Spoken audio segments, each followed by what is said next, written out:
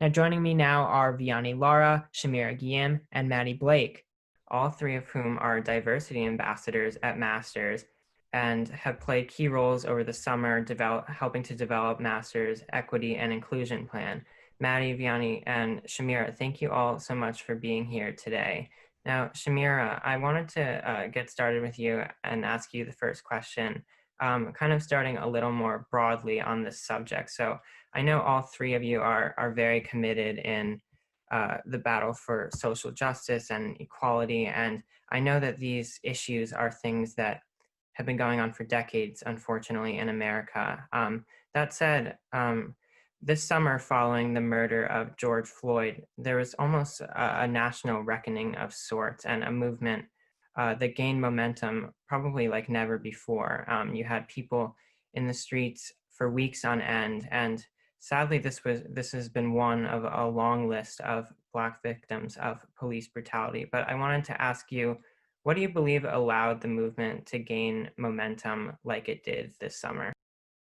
Something about this instance, it was very explicit, and there was no like in this situation. I feel as though people kind of saw and felt that there was something wrong immediately after watching the video. And then two, I think that it's kind of like, I know that the Black Lives Matter movement kind of sparked a few years beforehand, and it didn't gain as much traction because not a lot of, including me, not a lot of Black people or even people in America in general, they didn't really know like the full compass of the movement. And like I personally, as like a young child, did not know like anything about like, okay, like what does this mean? All I kind of heard from media obviously was all of the negative parts of it.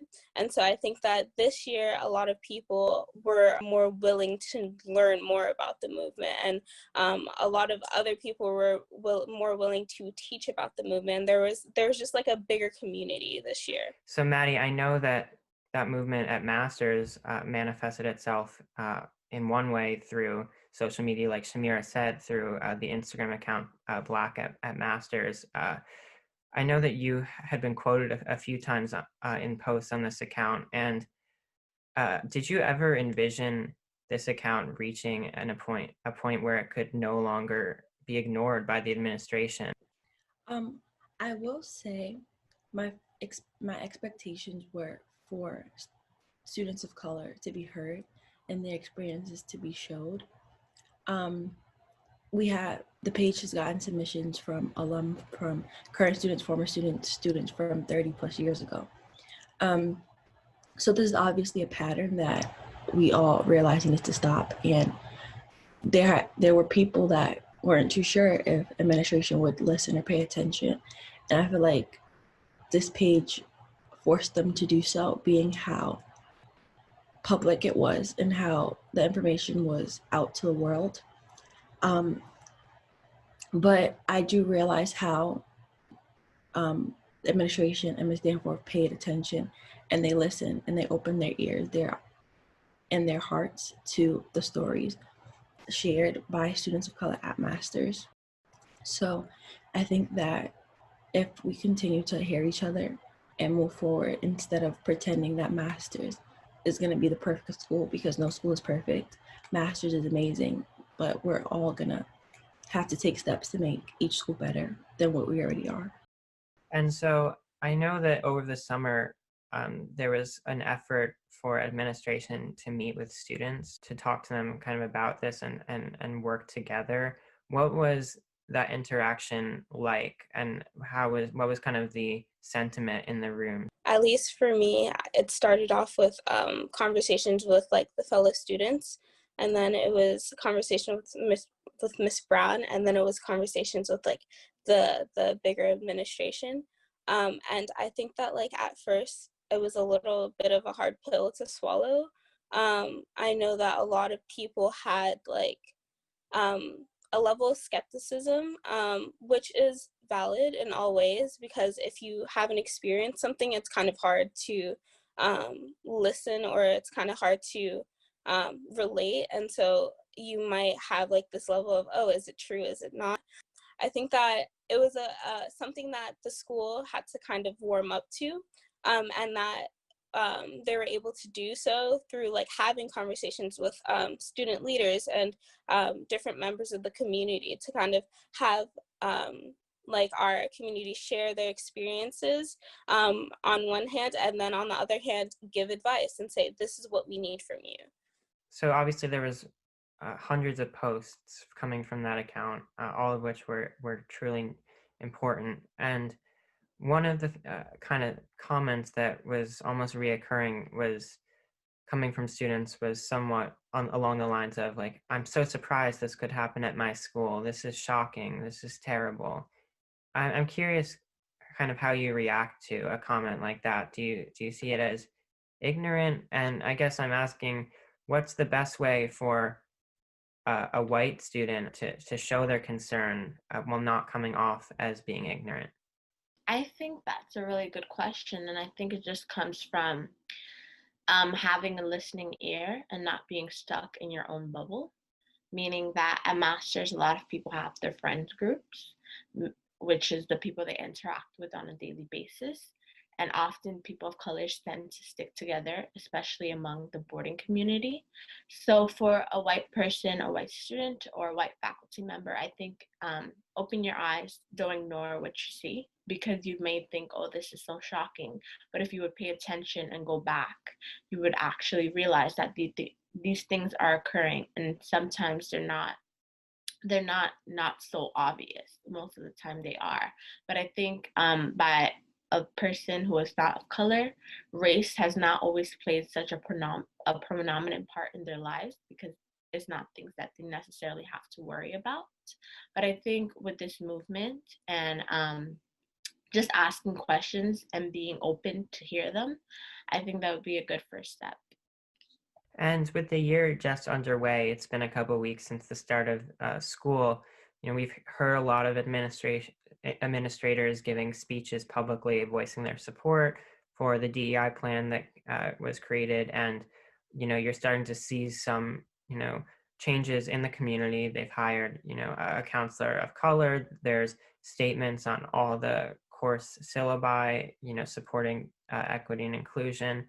Vianny, how would you assess kind of what you've seen so far, and what do you need to see moving forward to feel comfortable that this effort is really paying off?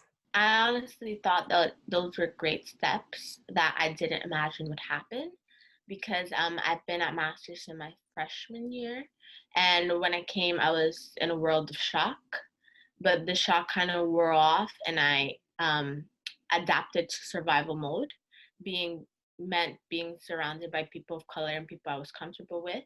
But that also meant having the state of silence, where I wouldn't talk in certain classes, where I wouldn't talk to certain people.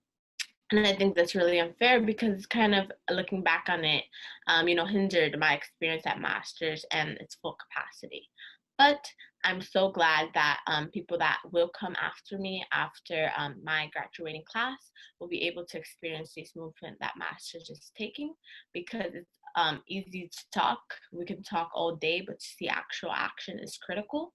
And I wish we would continue hiring faculty of color, continuing hearing our voices, and actually taking actually doing steps of change. So lastly, I want to circle back to kind of what I asked the very first question of the interview. And we saw how this movement sparked over the summer. But then, and this is partly due to the coverage of national media, but, we see these things go in waves almost. You see protests start to die down, and then, things spike back up. For example, we saw the killing of Rayshard Brooks, the shooting of Jacob Blake, all happened in the last few months. So from one perspective, it's a reoccurring cycle, but in truth, these issues aren't going away. They're still very prevalent. What do we need to do to make sure that this doesn't happen, that this doesn't come up and die down? I would say hold people responsible. It's very mind-boggling that people can, for example, that cops can come into your house to kill you while you're sleeping, and there are still questions about whether or not they should be found guilty. It's confusing how there's a murder on camera And it's still, people don't know if the people who killed the person should be found guilty. There are all these ifs, ands, and buts when the evidence and facts are right in your face. So this just goes to show how people of color will never be the first on people's minds. It will never be the first people's priority. And with this new generation, where people are forcing you to listen, forcing you to pay attention, forcing you to care, and that's something that probably wouldn't have been successful 5-10 years ago. With these new, with, like Shamir said, new technology, new ways of thinking, new ways of life, we're able to speak our minds freely, able to do what we need to do to get our points across, and that's something I do appreciate. So I would say holding people accountable. With this new generation of kids, of people now, there's no way that this movement will be let down, it will die down, because we understand the severity of it, we understand the importance of it. So as long as, so until people are held accountable for their actions, then there's no way that this movement will die down or stop. I just want to add really quickly, the movement has died down for the people who don't want to listen. That's a personal statement, like, that I believe in. It's your job to, like, decide that I don't want this to die down. If you decide that you don't want it to die down, then it will stay prevalent in your life. Make it an everyday thing. Make it like if you hear a conversation and you know that it's different for people of color, like, make that a conversation. Just throw it in really quickly. Like, try to, like, incorporate different levels of, like, educating people and educating yourself every day, and that will make a big change. Yeah, and Black Lives Matter, it's not an aesthetic. It's not something to make your Instagram look pretty or your Instagram stories make you look woke. This is something that people of color live with every day. We don't get to just post about it. It's a privilege to be able to learn about racism and oppression and discrimination. It's not a privilege to experience it. It's our experiences every day. So I think if you're allowed and given the opportunity to experience it while the people around you are the ones going through it day to day, have firsthand experiences, then I feel like it's your duty to learn about it. But you can't say you care about these people and you tolerate racism. It's one thing to be anti-racist, and then it's one thing to educate the people around you too. Absolutely.